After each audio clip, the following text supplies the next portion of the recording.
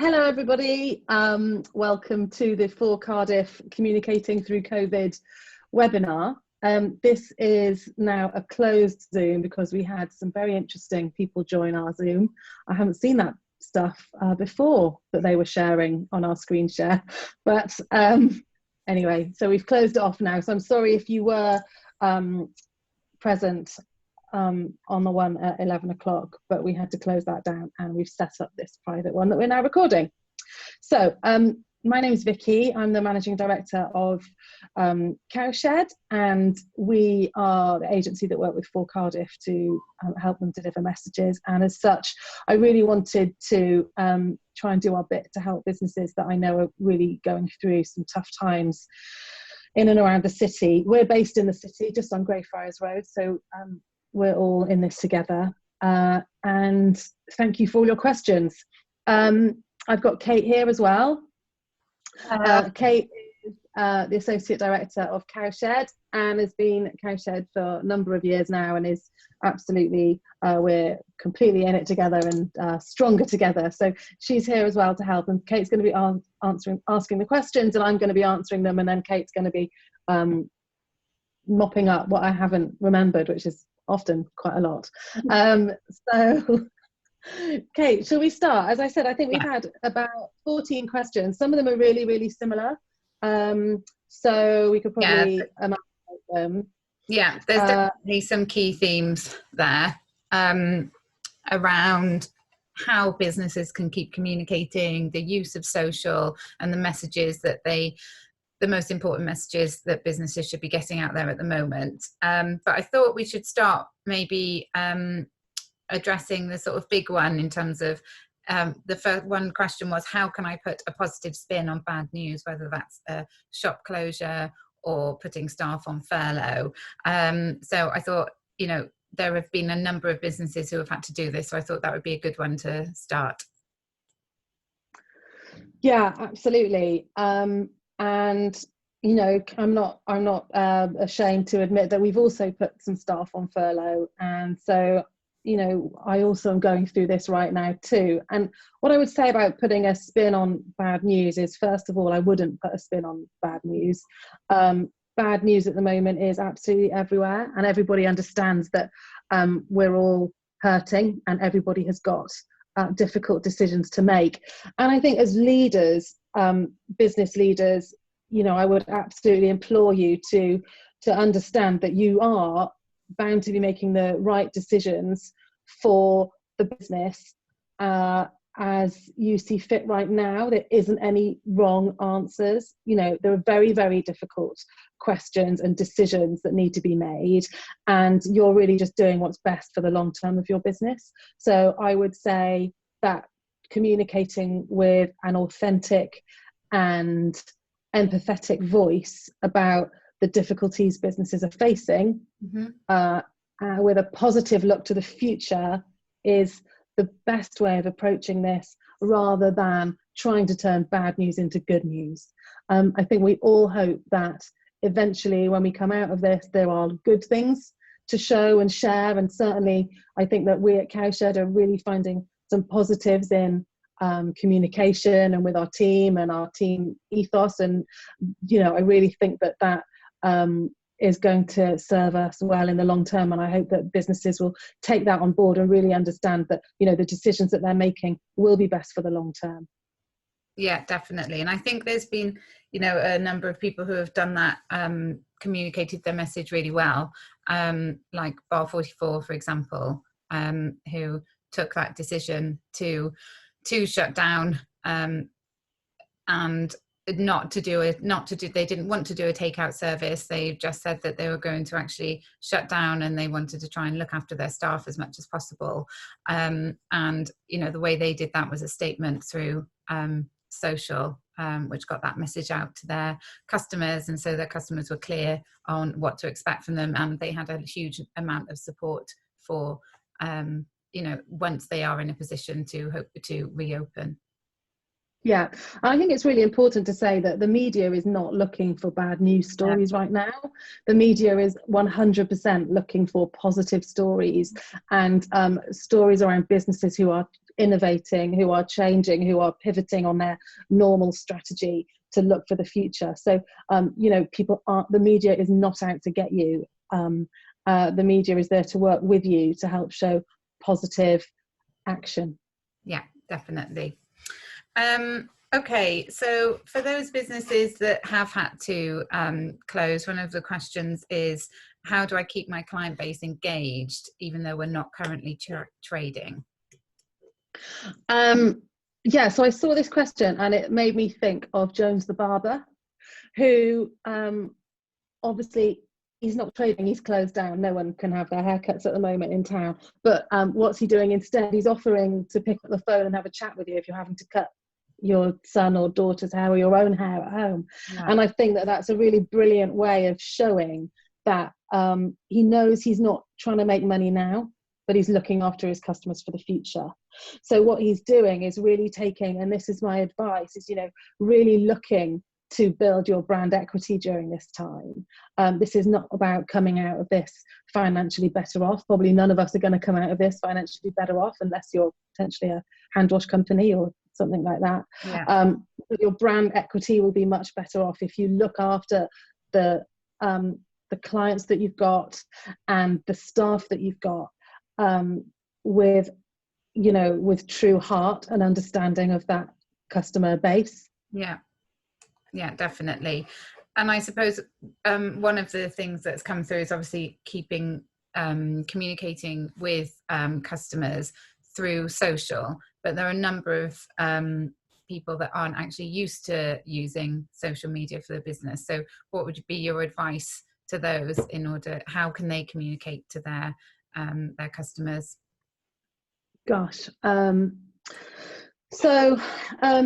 Communicating at all right now, as I think about using relevant content that is relevant to our lives. I don't know what the person who asked this, I don't know what their particular customer base is. They will know their customer base very well. How do they engage with them already?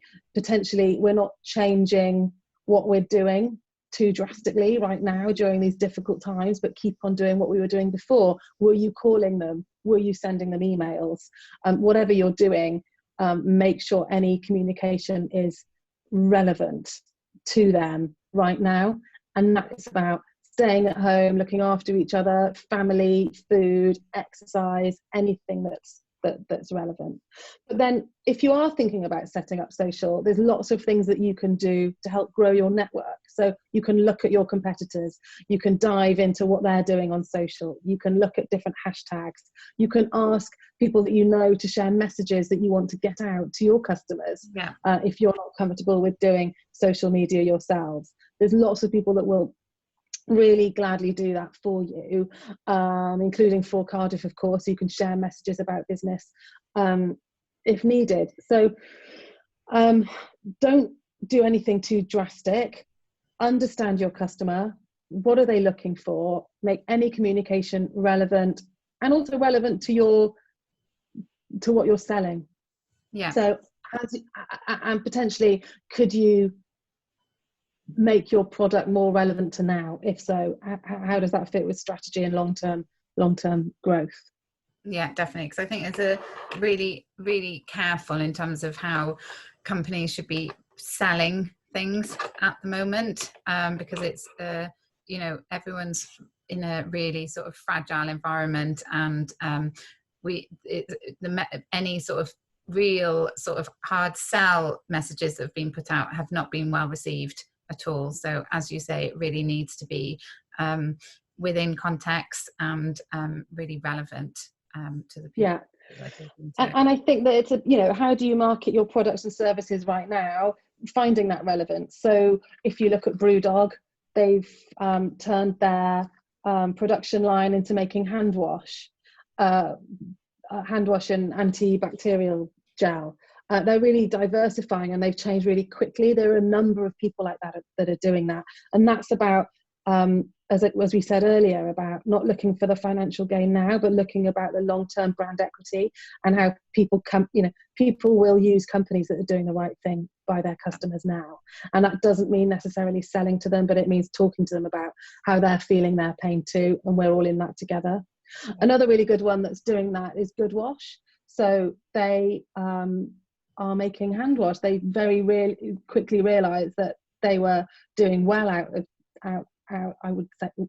of this nightmare, and they are free of charge sending big packages of soaps and hand wash to all of the NHS hospitals in and around Wales, and I think that's absolutely brilliant. They're really showing their value to their customers and their clients right now, for the future of their business.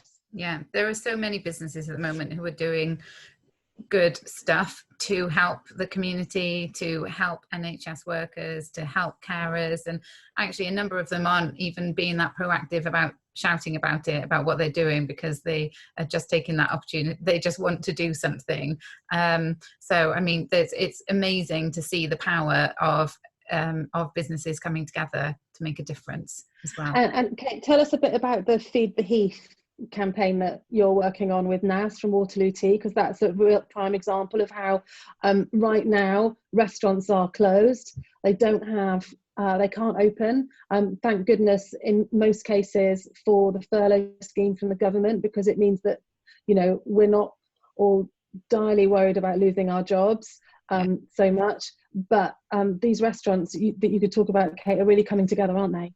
Yeah, so Kasim, who owns Waterloo, was contacted by a number of people he knows who work at the hospital, who are saying, look, is there anything you can do to help? Because all the food outlets have shut down and we haven't got anywhere to get anything to eat. And what Cass wanted to do was to really make sure that the people who are working there are getting good, wholesome food. Like, it's all really easy to grab a packet of crisps and a can of Coke, but he wanted to make sure that that's going to be their only decent meal that they're getting for that day. So he wanted to make sure they were getting something good. So he started a GoFundMe page and got in touch with all the sort of suppliers and local businesses that he knew, see if they would be willing to get involved. So there's a whole team of them who have got involved so far. People like James Summerin is going to start delivering food from Friday. We've got the Cinnamon Tree, Dew Barrage, Pennyland Pantry, Milkwood, Broad, the Danish Bakery, and a load of suppliers as well, like Go Panda have offered to do all the delivery. Wally's have offered loads of cheese, and that they're all cooking their food in their own premises. The money raised will pay for the ingredients, and it's all volunteer led. So all the chefs, all the people helping to prep the food and to get it to the Heath, all doing it on a volunteer basis. And so far, since Saturday night, the fund has raised over £25,000, which is incredible. But that is only going to last a really short length of time. So in order to sustain it over the next 12 weeks, they need more and more donations to keep coming through. I mean, it's being really well received at the moment, and it means there's food being put aside specifically for those working on the COVID wards, because they can't actually leave the wards, and then the same will happen for those on the maternity wards and other intensive units, that kind of thing. So yeah, and we've just been helping spread the word for the team there, to help get some media coverage for it. And like you say, media are very much so looking for positive stories at the moment, and this is the exact type of thing that people want to hear about, people doing good during this difficult time. Yeah. So in terms of other questions that have come through, one of them was about, why do I need to communicate and spend money that I may need in a few months' time? Yeah. So my initial answer is, you don't need to spend money. Certainly, I don't think people need to communicate now unless they've got something really important to say. Yeah. It's about, real timely conversations with your clients and customers, not communication for the sake of it. and making sure you do it with a real voice and really understanding what your messages are. We also need to be really realistic about what we can achieve, because we're all going through this crisis together, so our minds aren't necessarily all on it. And I think that that's, you know, really clear that we've got lots else going on. I've got a dog here and stepchildren and a husband and a mum just over there who's vulnerable, and you know, we've got lots and lots of things to think about. So, you know, let's be realistic what we can achieve in terms of communication, and let's look to the future. Maybe it's a time for planning, maybe it's a time to looking at what your business looks like, or what you're going to say when we come out the other side. Just some really gentle thoughts about coming out with positive news as and when we get there, I think is, you know, a really gentle way of going about things. Yeah, definitely. Yeah, I definitely agree. It's not a time right now to be spending any money. It's a time to make sure that you're doing the right thing, unless it's... I think that, yeah, you know, if you do see social media posts that aren't relevant to COVID right now, you just think, what on earth are these people doing? We saw a post yesterday from Future Inns talking about how fantastic their conference rooms are for all these people to get together and have great board meetings. Well, it's completely irrelevant. And, you know, that's... planned social media posts that they just haven't taken down, but it's foolish. Yeah. So be real, don't do anything if you don't want to, and only talk about things that you think will make a difference to people right now. Yeah, definitely. That sort of ties into one of the questions, which I suppose sort of links to the different sectors who are being affected right now. And so one of the questions is, how can the office or business sector in particular communicate, which links to what you were saying then about Joys In, because right now that's not an appropriate message to be putting out. What they could be doing is talking about how they're working with their staff, or what things they're doing within the community, that kind of information, which would be more relevant. Yeah, I think it's a really great opportunity, and we're seeing that certainly at Cowshed on the Zoom calls, to really get to know the teams and to be talking about the teams. So if you are an office-based business offering a service, lawyers, solicitors, whatever that may be, perhaps it's a chance to do fun, creative content around who your team is. Who are these people behind the phones, or people that people might not see? So you're getting to know the business. You know, that's interesting stuff. People want content, which they might spend a couple of minutes looking at, or a bit longer. Or have you got specific points of view about what's happening right now that you think people will be interested in? If so, you could publish a blog, or you could put an article on a website. But people want views from you. Your services will be relevant in some way, and, you know, can be linked to what people want to hear right now. And I think it also goes along with, there was the question about, how do I create local awareness and establish a network? It's sort of the same thing about being relevant in the right sphere for you. Yeah. And creating a community. Maybe there are lots of other people like you, like your business. And if you really want to create that local awareness, I would look at what's going on in the community and how you can partake in that, become a community champion, building that brand equity right now for the future. And also establishing a network. I moved to Cardiff late in 2009, so that's 11 years ago now.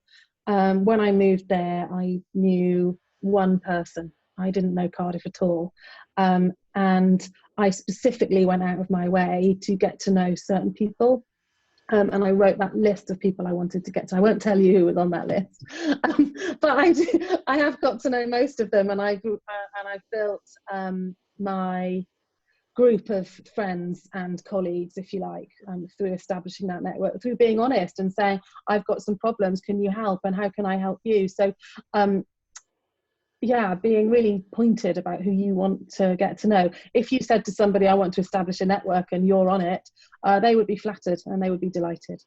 Yeah, and it all links back then as well to sort of where you sort of find that inspiration for the relevant content to actually be putting out on social, which links back to the network you want to develop and what they're interested in, and what content is currently working, and you know, if you look online, it's so much about all the positive things, that whether it's the rainbows in the windows, and actually what you're talking about then, moving to a new place. There's a story yesterday about a boy who's moved from Scotland to Yorkshire, and his mum has asked for people to become pen pals with him, because obviously he's moved at a, you know, a really difficult, at such a difficult time, and is now in isolation without having to being able to build up those friendships. So yeah, it's and lots of people are getting involved in those kind of schemes.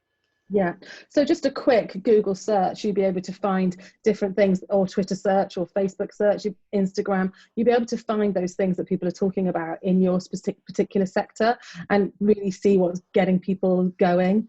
And you'll be able to jump in on those conversations, or think about how you fit within that particular conversation. Yeah, because even, you know, people who are in kitchens and everything, and chefs, they're now sort of sharing recipes which will make it, which parents can do with children at home, which can then be an exercise as part of their homeschooling, or like the Joe Wicks who's doing the PE lessons. So and it's all those kind of things, sort of making what your service relevant to what people currently need.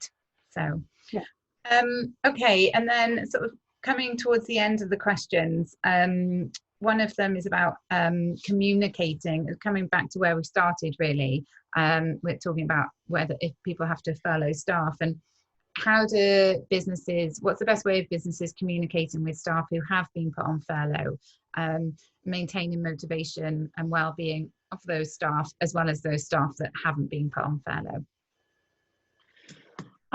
So as I said, you know, I've got direct experience of this. We have furloughed 5 staff as of last week, and it is a challenge, and there's obviously legal challenges there. Most important is that these guys don't do any work. You need to make sure that they don't do any work, so that you can get the money from the government, but they're still part of your team. So, you know, we have talked about it very much like they're on the bench. They're doing this so that we can continue the business in the long term. They're very much, that's what they're doing right now for the business, for this crisis. We're all in this together. Us who are remaining, we might take 4-day weeks, we might take shorter days, we'll also be doing stuff, so we're all doing something together. So I would absolutely say that you need to be showing that this is a team effort for the future of the business. We're thinking about setting up keeping in touch days, and it really makes me think about maintaining that motivation, thinking about it like maternity leave. So setting up keeping in touch days, they're all still on our WhatsApp group, really making them still feel like part of that team, and that we're stronger and far more capable with them there. And lastly, that, you know, we have communicated to our team, it's a really great chance for them to learn stuff, research, come back much more, I don't want to use the word educated because that doesn't sound very good, much more informed about how campaigns and the media will run when we come back. You know, this is a perfect opportunity to them to think and expand and be creative, and hopefully they are looking at it in that way too. Yeah, I know a number of the team are looking at sort of volunteer opportunities as well, to put their sort of time to good use, and, you know, are going to be sharing what they're doing in that time period, but and, you know, those regular check-ins with them to make sure that they are doing okay, as you say. Yeah. Okay, so finally, would there be just any final words of wisdom or advice that you would give to businesses at this time? 3 key things for people to think about. 3 things for people to think about. What is it you've got to offer your clients that is relevant to them right now? And that isn't about sales, that is about looking after people. If you need to sell stuff, do it with skill, do it with relevance, and do it clearly and on a regular basis. speak with a real voice and with heart. Don't be afraid to be honest about the troubles and the tribulations and the difficulties of running a business. Leadership is incredibly important, and it's incredibly important that people believe what you're saying and what you're doing is for the very best for the business. And they will only do that if you are true to yourself and true to your staff and clients. And then that was probably more than 3 things, but I can't make a definite third thing. No, I think being yourself and being authentic is probably the best advice, you know, and making sure that everything that you put out has other people in mind and is just really mindful of the situation and what you would actually want to see yourself. But people, you know, in relation to if you have stories about some of the staff that are furloughed that are doing great stuff, great volunteering, or you're using your kitchens to help cook food for NHS staff, or you've got an online service and you've diversified, you know, people want to hear about this now. The media is absolutely chomping at the bit for positive news stories. So get those out there. And if you want advice on getting them out there, just get in touch with us. After watching this webinar, more than happy to help you write different press releases or advise you on social content or anything like that. Just get in touch. Okay, brilliant. Well, thank you for anyone who's watching this as a recorded piece of information, and I hope it's been of some use to you. And as Vicki said, please do get in touch with us, and we're more than happy to give free advice. Thank you. Thank you.